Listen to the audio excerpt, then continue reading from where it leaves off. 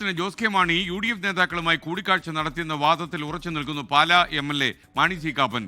ഈശ്വരവിശ്വാസിയായതുകൊണ്ടാണ് കുരിശുപള്ളിക്ക് മുന്നിൽ വന്ന് ഇക്കാര്യം പറയാൻ സാധിക്കുമോ എന്ന് താൻ ജോസ് കെ മാണിയോട് ചോദിച്ചത്. തന്റെ ഉണ്ടെങ്കിൽ ജോസ് കെ മാണി പാലയിൽ മത്സരിക്കണമെന്നും മാണി സി കാപ്പൻ 24-നോട്.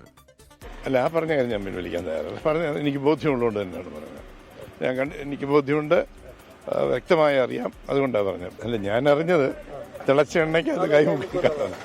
ഞാനൊരു ഈശ്വര വിശ്വാസിയാണ്, അതുകൊണ്ടാണ് ഞാൻ പറഞ്ഞത് കുരിശുപള്ളി മാതാവിൻ്റെ മുമ്പിൽ വെച്ച് പറയാമെങ്കിൽ ഇനി പുള്ളിക്ക് തിളച്ച എണ്ണയിൽ ഇടണമെന്നുണ്ടെങ്കിൽ പുതിയനും കാങ്ങ എന്നിട്ട് കാണിക്കട്ടെ. അങ്ങനെ തന്നെ കൊണ്ട് മത്സരിച്ച് നോക്കിയിട്ട് പറഞ്ഞാൽ പോരെ.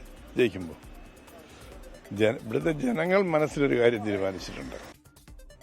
കോട്ടയത്ത് നിന്ന് ടോബി ജോൺസൺ ചേരുന്നു. ടോബി, മാണി സി കാപ്പൻ ശരിക്കും കരുത്തോടെ മുന്നോട്ട് പോകുന്നു. അതേസമയം ജോസ് കെ മാണിയും പാലയിലെത്തുമോ?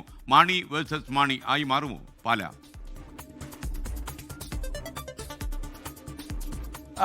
തീർച്ചയായിട്ടും SK, അങ്ങനെ ഒരു അവസ്ഥയിലേക്ക് കാര്യങ്ങൾ എത്തിയിരിക്കുന്നതെന്ന് വേണമെങ്കിൽ നമുക്ക് പറയാം. ഇപ്പോൾ നടക്കുന്നത് വാക്പോരുകളാണ്. അതിങ്ങനെ ഓരോ ദിവസവും അതിന്റെ മൂർച്ച കൂടിക്കൂടി വരുന്ന കാഴ്ചയാണ് നമുക്ക് കാണാൻ സാധിക്കുന്നത്. കഴിഞ്ഞ തിങ്കളാഴ്ചയാണ് മാണി സി കാപ്പൻ ആ ഒരു നിർണായകമായിട്ടുള്ള ഒരു വെളിപ്പെടുത്തൽ എന്നാണ് അദ്ദേഹം പറയുന്നത്. അതായത് ഒരു കാര്യം പറഞ്ഞത്, അതായത് UDF-ലേക്ക് വരുന്നതിന് വേണ്ടി കോൺഗ്രസ് നേതാക്കളുമായി കൂടിക്കാഴ്ച നടത്തി ജോസ് കെ മാണി എന്നൊരു ആരോപണമായിരുന്നു മാണി സി കാപ്പൻ മുന്നോട്ട് വെച്ചത്.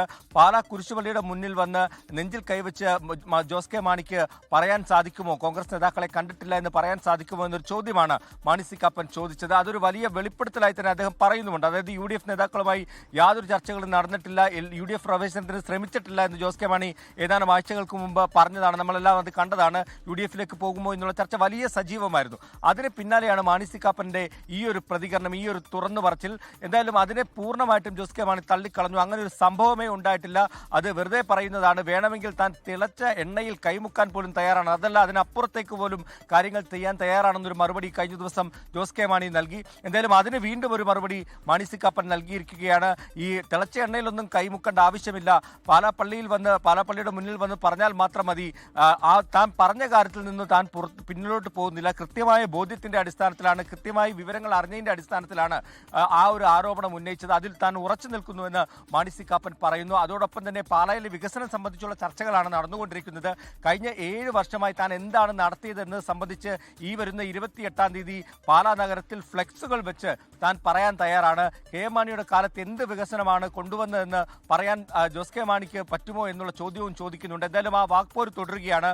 ഉന്നയിച്ച ആരോപണം, അത് ഏറ്റവും പ്രധാനപ്പെട്ടത് UDF നേതാക്കളുമായി കൂടിക്കാഴ്ച നടത്തിയെന്നുള്ള ആരോപണമാണ്. അതിൽ മാണി സി കാപ്പൻ ഉറച്ചു നിൽക്കുകയും ചെയ്യുന്നു. ലോകത്തെവിടെയായാലും ഏത് സമയത്തും 24 വാർത്തകളും ഓഗ്മെന്റഡ് റിയാലിറ്റി പാക്കേജുകളും എക്സ്പ്ലെയിനറുകളും വിശദമായി കാണാൻ ഞങ്ങളുടെ YouTube ചാനൽ നിങ്ങൾക്ക് സബ്സ്ക്രൈബ് ചെയ്യാം.